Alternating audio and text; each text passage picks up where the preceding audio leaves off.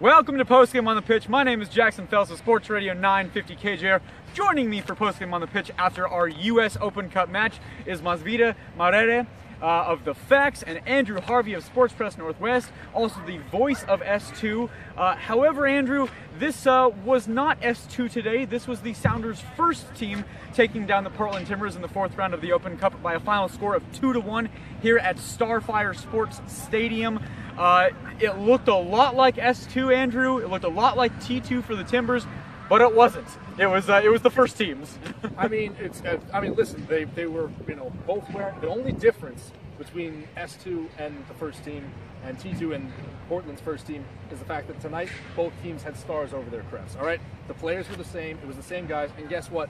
You had the same results. S2 has already beaten T2 at home twice this season. First 2-1, then 2-0. Tonight it's 2-1 again. So, this is really the most exciting USL match you're going to watch all season. And you've been watching S2 all season, so you've seen these guys. We can just kind of go through this lineup here and look at a whole bunch of guys who've been playing on S2 for a long time. One guy that stood out to me that will hit kind of as a large group here, Francisco Narbonne. You had Zach Mathers, you had Irvin Parra. What do you think from those guys and other S2 guys specifically today? How'd they show up? I mean, listen, Irvin Parra and Zach Mathers are the kind of known quantities. People who know S2 and know the Sounders. You come to expect high-level play from them, right? And they rise to the occasion. I was very impressed with Francisco Narbonne tonight. He and Ray Sari, really both the holding midfielders, had phenomenal games, dealing with Augustine Williams, dealing with Jeremy Ebabisse, who admittedly is coming off a bit of a U20 World Cup hangover. Flying back here from South Korea. It's a tall order, and Ray Sari is not a very tall guy, but they stuck in. They made a bunch of great tackles. I'd be very interested to see what their final passing stats were like, although we don't have the Opta available for us tonight. It just was very solid, steady work from both of them, and it's what the game requires. Maz, what do you take from this game in terms of what you see from the youngsters and also shutting down, as Andrew said, a guy in Ebabisse, a high draft pick, and I mean, you look at the center backs for Seattle, it's Rodriguez Ele and then also Sam Rogers, who's 18 years old and was in high school this afternoon before the match, and they're able to keep him on the score sheet. It's amazing. Kid goes to high school class in the morning, then plays his first professional. He got his yearbook today. Exactly, and then that same night he's playing in a professional soccer game. That's impressive. Can you imagine trying to tell that to your 8th period chemistry teacher? Mr. Smith, I have to be dismissed early today. I have to play soccer. It's like, oh yeah, no, it's JV's. No. It's professional. I'm playing soccer. For my first team that I just signed my first professional contract with. Pretty big day for Sam Rogers. Look, if the kid's got swagger, he's going to be late to class tomorrow. That's what you do, right? I mean, but the one thing I'm going to disagree. He's got finals. You got to stay in school. You got to. No. He said he went to his classes today. You talked to him in the post game. One thing I'm going to disagree a little bit with Mr. Harvey over there. It wasn't that exciting. I know you said S2, F2, whatever it is. I don't really keep track of the Sounders S2 or Toronto, or the Timbers, I should say. The game wasn't all that great. I didn't see 5 consecutive passes here. Great and exciting are two different things. Okay, but it wasn't even exciting. They never got more than 3 passes together. We got 3 goals. I'll take the 3 goals. The rivalry was sitting out there in the narrative. The Seattle's defense, as you asked, yes, they played really well, shut down the Timbers for the most part. Okay. Okay, so let me ask you this then. A moment of excitement came in the 3rd minute, possibly the most exciting moment of the match. Aaron Kovar puts in a Nuhu cross, a beautiful cross. He had a great match. We'll touch on him in a minute.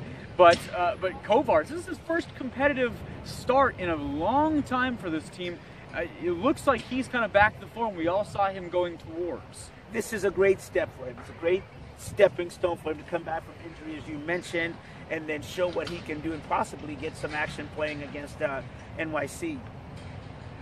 Sorry, Andrew. Yeah, I was just going to ask you, in terms of Alvaro Fernandez, a guy that we heard last week say, this is my last match at CenturyLink Field.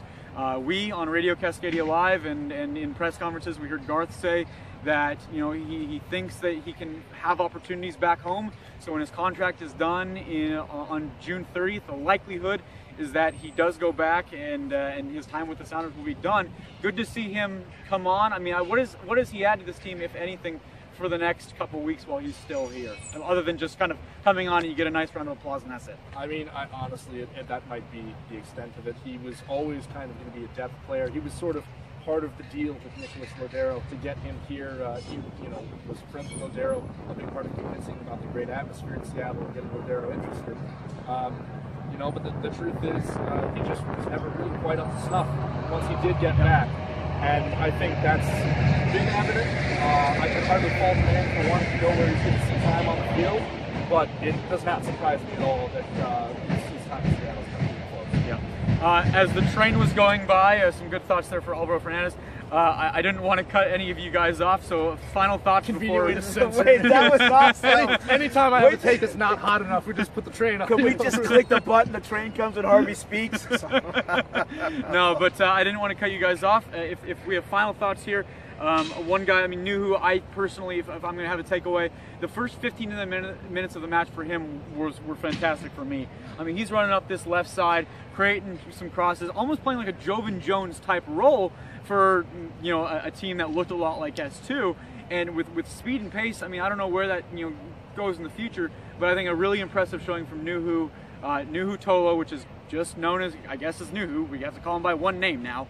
But listen. You call him by whichever name you want. Listen. Whatever he says, you let him know. When you get to the element of like Pele, I will call you by one name. But I was told to call him Nuhu Tolo at the start of the year. I will call him Nuhu Tolo for the whole year until he proves to me he's worth one name. Well, Nuhu was impressive in going up the wing. He was. And Spencer talked about that was their game plan, right? Exactly. It was designed to take, to make sure that they took advantage of Nuhu's strengths, and so they did.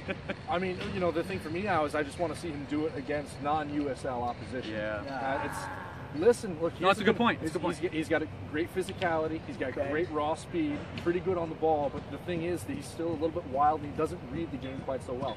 Now, I think him training with the first team, which remember, he is on a first team contract, even though most of his appearances are with S2. Okay. So as he continues to train with the first team, when Jovan Jones came in, he was a great potential talent who was also very raw.